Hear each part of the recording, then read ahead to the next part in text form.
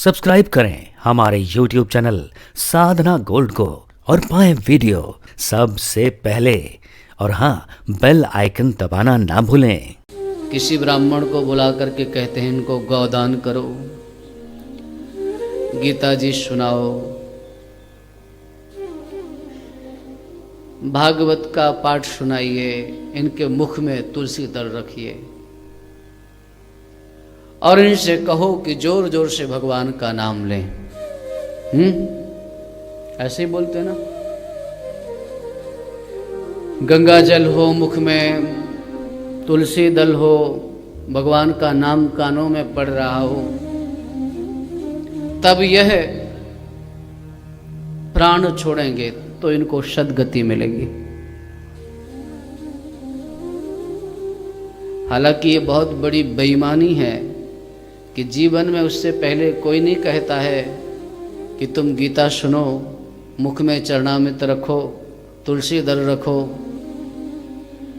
यदि जीते जी यह आरंभ हो जाए तो मृत्यु के उस क्षण में किसी को बताने की आवश्यकता नहीं रहेगी।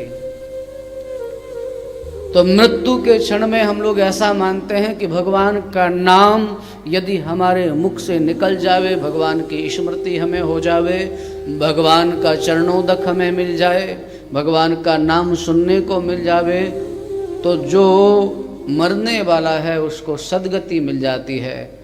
विचार करिए, जिनका चरणोदक मिलने से सद्गति हो सकती है, जिनका नाम सुनने से सद्गति हो सकती है, भीष्म पितामह की मृत्यु के समय वे परमात्मा साक्षात उनके सामने खड़े हैं, तो उनकी सद्गति में क्या कोई संदेह है?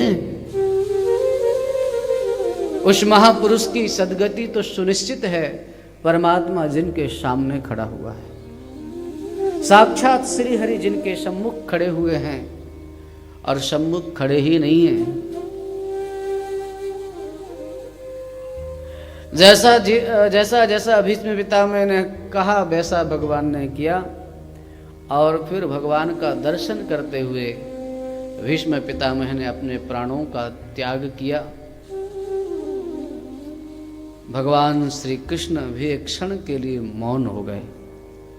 जब किसी की मृत्यु होती है तो हम लोग उसको मौन श्रद्धांजलि देते हैं। हाँ, क्या करते हैं? मौन श्रद्धांजलि समर्पित करते हैं। तो भीष्म पितामह के जाने के बाद सभी ऋषियों ने उनको मौन श्रद्धांजलि दी, बिल्कुल वैसे ही जैसे बाग में पक्षियों का कलरव होता रहता है और संध्या की बेला जैसे ही होती है, तो संध्या की बेला के समय पंछियों का कलरव बंद हो जाता है। वयांसीव दिनात्य, जैसे दिन के अंत में पक्षियों का कलरव शांत हो जाता है, वैसे ही भीष्म पितामह की मृत्यु पर सब ने मौन श्रद्धांजलि दी और सब ने जय जयकार करते हुए कहा कि भीष्म का जीवन धन्य है।